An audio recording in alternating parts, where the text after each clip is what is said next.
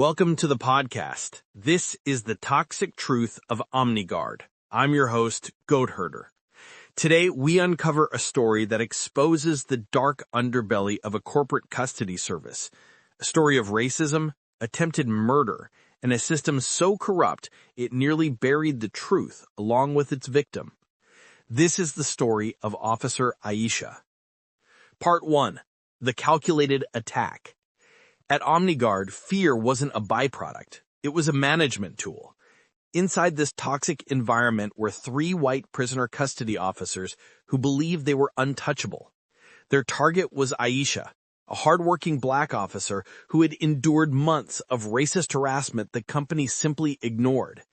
But their cruelty escalated far beyond bullying. Aisha had a severe, life-threatening peanut allergy, and the men knew it. One day, when she was alone in the staff changing room, they cornered her. One officer blocked the door while the other 2 cracked open raw peanuts and scattered them around her face, laughing as she panicked.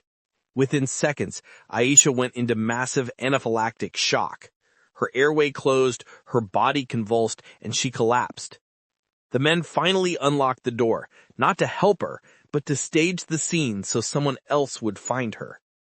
Aisha was rushed to the hospital where she fell into a life-threatening coma.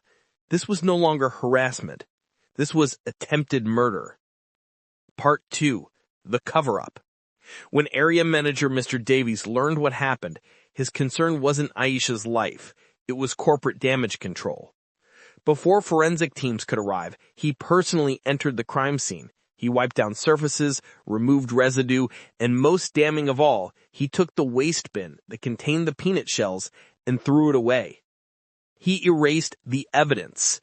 When the police arrived, the scene had been scrubbed clean. Davies' actions were a deliberate obstruction of justice.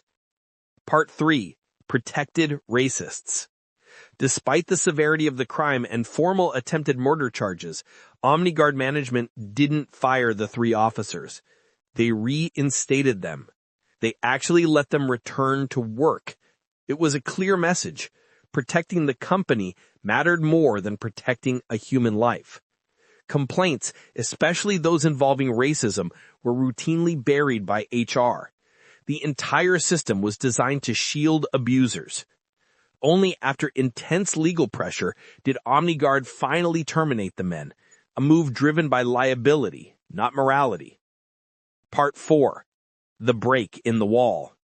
With the investigation stalled due to the missing evidence, DCI Anya Sharma confronted manager Davies under the threat of an obstruction charge, and after seeing a photo of Aisha in a coma, he cracked.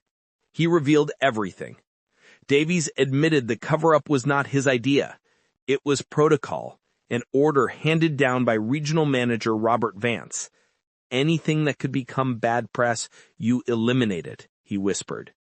He exposed a system that buried complaints and protected racists. He provided names, documents, and a map of the cover-up. Armed with this, Sharma arrested Vance for conspiracy and obstruction. Part 5. The Courtroom. Weeks later, Aisha woke from her coma. Weak but determined, she gave powerful testimony, recounting every detail of the attack.